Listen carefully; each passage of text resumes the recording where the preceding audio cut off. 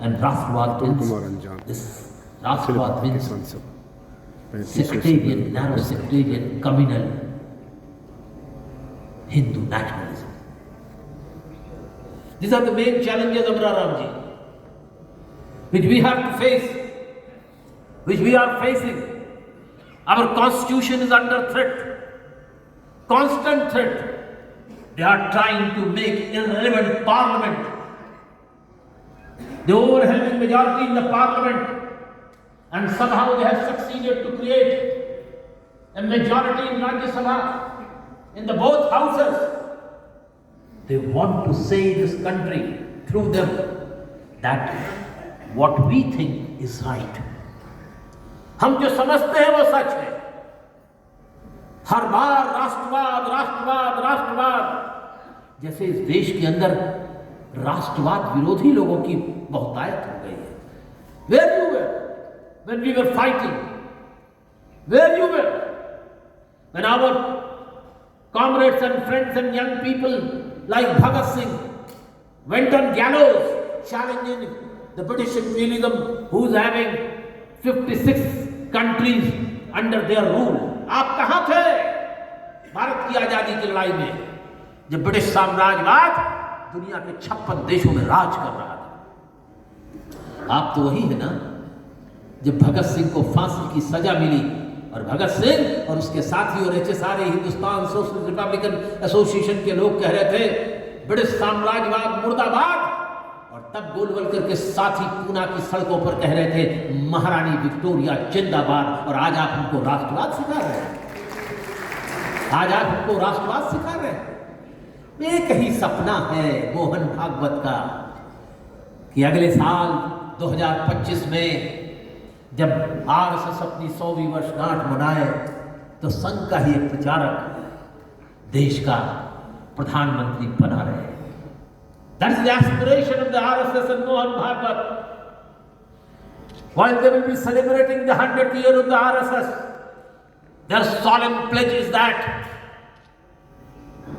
the RSS pracharak must be the Prime Minister of this country.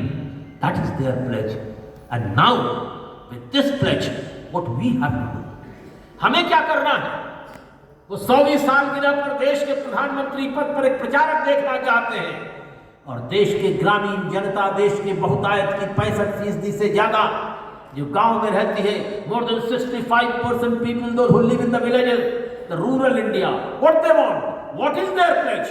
Their pledge must be there that we don't want to see any RSS pracharak as the Prime Minister of India in the coming elections of Parliament. Very serious issue. You may be talking about, Atul Kumar Anjan is talking about the politics. अरे भाई politics के बगैर भी कोई बात होती है क्या? Those who say पॉलिटिक्स की बात न करो, पॉलिटिक्स की बात न करो, वो हिटलर की बात करते हैं. राजा राम जी, वो हिटलर की बात करते हैं. इतिहास में पढ़ने की जरूरत है राकेश जी. इस देश के अंदर किसानों को MSP मिलेगी कि नहीं मिलेगी? किसानों को सस्ते बीज मिलेंगे कि नहीं मिलेंगे? उसका कर्जा माफ होगा कि नहीं होगा? उसको पानी मिलेगा कि नहीं मिलेगा सिंचन का? बहुराष्ट्रीय कंपनियों की लूट बचेगी कि नहीं बचेगी? ये राजनीति तय करती है. आप देख नहीं रहे 2002 से सीड बिल पार्लियामेंट में पड़ा हुआ है, अभी पास नहीं हुआ है. एक बार जब शरद पवार जी कृषि मंत्री थे, हम सब लोगों ने मिलकर एक एक लाइन पर बहस कर डाली और एग्रीमेंट हो गया, दस्तखत हो गए, लेकिन पार्लियामेंट में सीड बिल के ऊपर कोई चर्चा होने नहीं दी. हमने कहा था उसमें कि स्पूरियस मिलावटी खाद, मिलावटी बीज जो बेचेगा उसे 7 साल की सजा और 3 लाख रुपए का उसका जुर्माना होगा. It was never accepted. Till now we are discussing about it because more than 48,000 rupees market of the foreign seeds exists, which has now indirectly has gone up to the 70,000 crore. 70,000 crore. Cargill wants to take seats. They want to take the advantages of the different laws of the country. And so with that idea, they are pushing the idea of that germinated seed. निर्वंश बीज की प्रथा वो इस देश में लागू करना चाहते हैं. They are not worried about our health. इस देश के अंदर यूनाइटेड नेशन कहता है कि दुनिया के अंदर सबसे ज्यादा कुपोषित लोग भारत में हैं. Not in Nigeria and Somalia. It is in India. And then our government is adamant through GAC to push idea of the mustard, GM mustard. ये GM mustard है क्या? किसी ने ठीक कहा है. ये GM mustard अगर हमारे आपके बावर्ची खाने में आ गया तो तबाही ला देगा. आज देश के अंदर लगभग 22% लोग सरसों के तेल का इस्तेमाल करते हैं. Today GM mustard, tomorrow something else. इसी किसान आंदोलन ने हमारे और आपने कमर हरमगुल्ला बीटी ब्रिंजल के खिलाफ एक राष्ट्रव्यापी आंदोलन छेड़ा था. कांग्रेस के जयराम रमेश उस वक्त विज्ञान और तकनीक मंत्री थे. इसी हैदराबाद में उनके मुंह पर हम लोगों ने काला पेंट कर दिया था. Now again this is coming up. We have to challenge this one. How to challenge? It's all right, we are for the MSP. We want that relief. We want water. We want seed bill. We want that 750 our friends, former friends who laid down their life in their memory, some big memorial must be made. We want their family must be compensated. We want that the minister Ajay Mishra must be penalized. But apart from that, we have to save our agriculture. We think कि खेती बचेगी तो किसान बचेगा, खेती और किसान बचेगा तो गांव बचेगा, खेती किसान गांव बचेगा तो देश बचेगा. यही आज देशभक्ति की लड़ाई है. यही आज देशभक्ति की लड़ाई है. एकता बहुत जरूरी है, हैं? एकता की जरूरत है, लेकिन एकता के लिए बड़ा दिल चाहिए, बहुत बड़ा दिल चाहिए. हम आरएसएस की तरह संकोचवादी होकर के इंद्रजीत जी देश की एकता को नहीं बचा सकते. उन्होंने हमारे सामने चुनौती पेश कर दी. हमें तो गाना गाना चाहिए इंद्रजीत जी, हम है राही प्यार के, हम तो चल दिए उधर, जो भी मिला प्यार से हम उसी के हो दिए. हम है राही प्यार के, हमसे कुछ न बोलिए, जो भी मिला प्यार से हम उसी के हो दिए. This is the time. Time demands the broader unity on the broader perspective, broader unity on the broader demands, broader unity on the issues which we commonly share, broader unity to change such a vast country where the rural people are living like donkeys. Their lives has to be changed. Half-fed people has to be given some rights to say that they are also the citizens of this country. They are also citizens of this country. The fruits of national independence and the direction which has been given in the Constitution must be looking after the last men, those who are living in the rural area without 2 square meals. हमें उसकी तरफ भी जाने की जरूरत है. बड़ा कठिन डगर है, एकता बनाना भी कठिन है.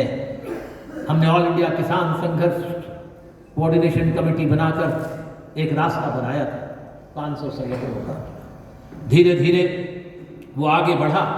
संयुक्त किसान मोर्चे ने दिल्ली के पार्लियामेंट के बाहर एक बड़ी दस्तक दे दी. देश भर में संयुक्त किसान मोर्चा और AIKCC की आज भी वजूद है, जो चला रहे हैं. हम संविधान बना रहे हैं, विधान बना रहे हैं, सबको समेटने की कोशिश कर रहे हैं, व्यापक एकता की बात कर रहे हैं. ये आंदोलन यहाँ सब है. Here are the people, comrades, who are coming from Tamil Nadu, Kerala, Karnataka, Pondicherry. There are people, comrades, from Maharashtra, from Northeast Bengal and Tripura, from the Hindi heartland. सब जगह से यहाँ लोग हैं. एक बड़ी सोच के साथ हैं कि नया कुछ करना है।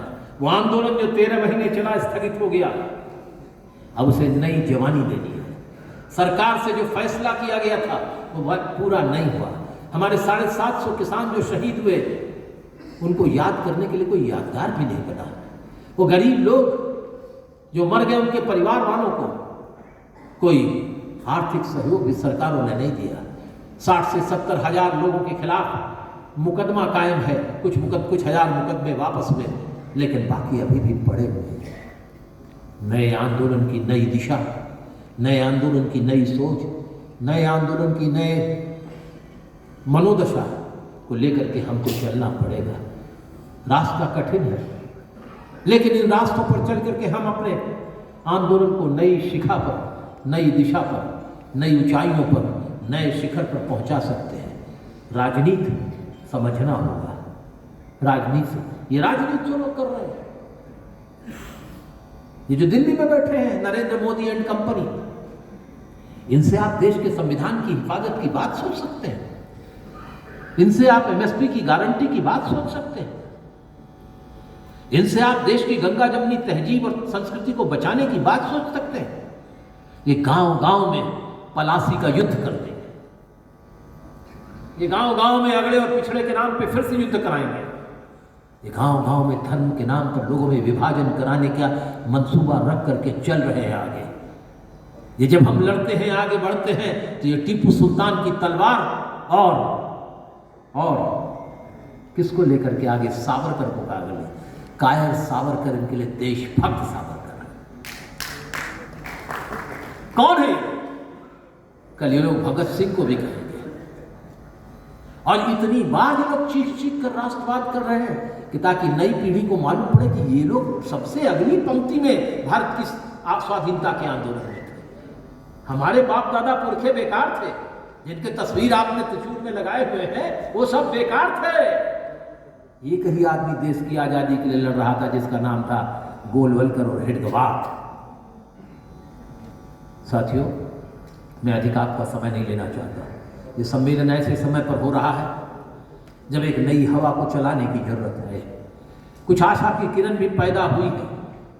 ये नहीं समझिए कि भारतीय जनता पार्टी को पराजित नहीं किया जा सकता। ये मत समझिए कि गुजरात की जीत से देश की जीत हो गई। गुजरात की जीत दौलत की जीत है। गुजरात की जीत सांप्रदायिकता की जीत है। गुजरात की जीत गुमराहियत की जीत है। बहुत कोशिश की उत्तर प्रदेश में,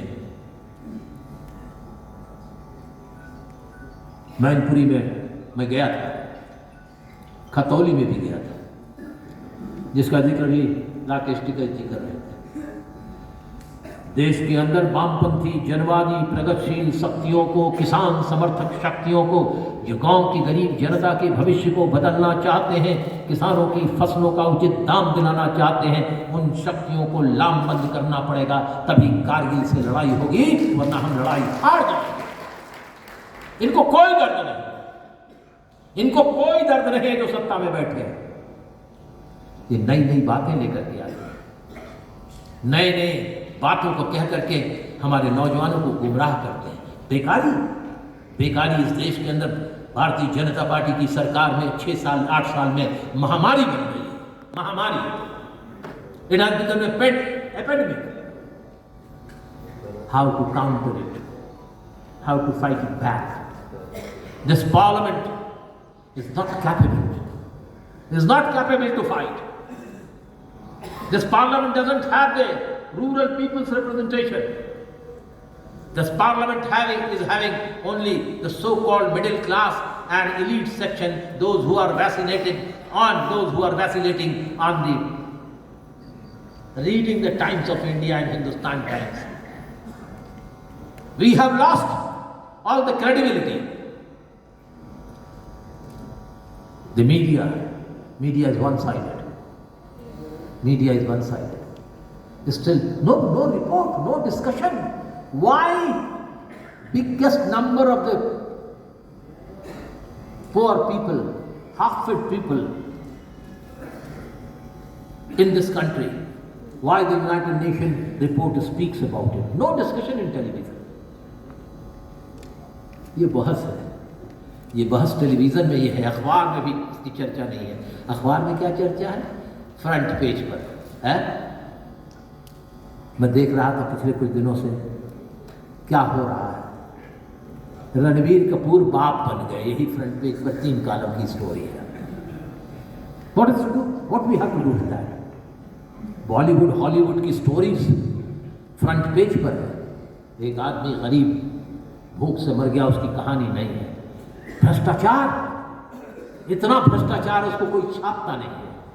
देश की दौलत संकेंद्रित होती जा रही 2 हाथों में। फासीवाद में दौलत भी संकेंद्रित होती है और सत्ता भी संकेंद्रित होती है। पढ़िए एक बार फिर से नए सिरे से हिस्ट्री ऑफ एडॉल्फ हिटलर, मालूम पड़ जाएगा। एक बार पढ़िए मन से, तब देखिए अपने देश की स्थिति और जर्मनी के एडॉल्फ हिटलर की स्थिति, आपको मालूम हो जाएगा हम किधर बढ़ रहे हैं, हम किधर जा रहे हैं। क्या हम इन परिस्थितियों में अगर ये चलते रहे तो हम इस देश की खेती को बचा पाएंगे?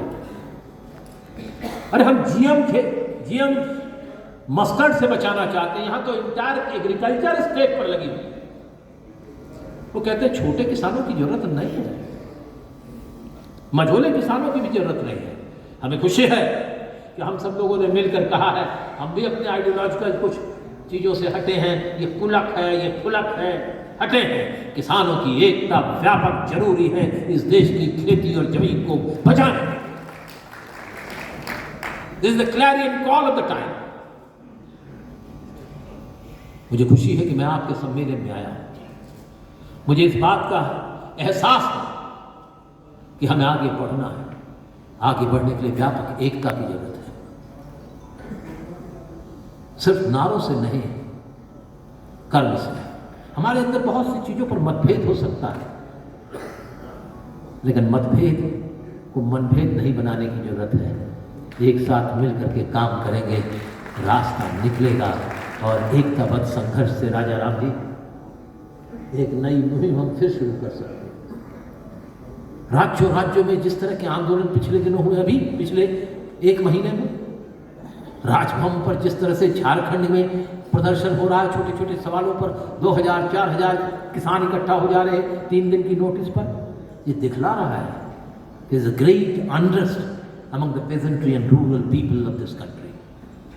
How to channelize them, how to galvanize them, how to lead them, how to bring them in a mainstream and make it a small movement into a giant movement and a big movement which becomes a challenge to sectarian, draconian laws of the present Modi government, which will ultimately throw away them from the power. With these words, I really thank all of you. हम आप सभी लोगों को दिल की गहराइयों से all India किसान सभा की तरफ से स्वामी सहजानंद सरस्वती के विचारों पर चलने वाली संस्था की ओर से हार्दिक शुभकामनाएं देते हैं। एक बार मन लगा करके पढ़िएगा स्वामी सहजानंद सरस्वती की किताब नेताओं पर कड़ी नजर रखो। कब लिखी? 1941 में लिखी।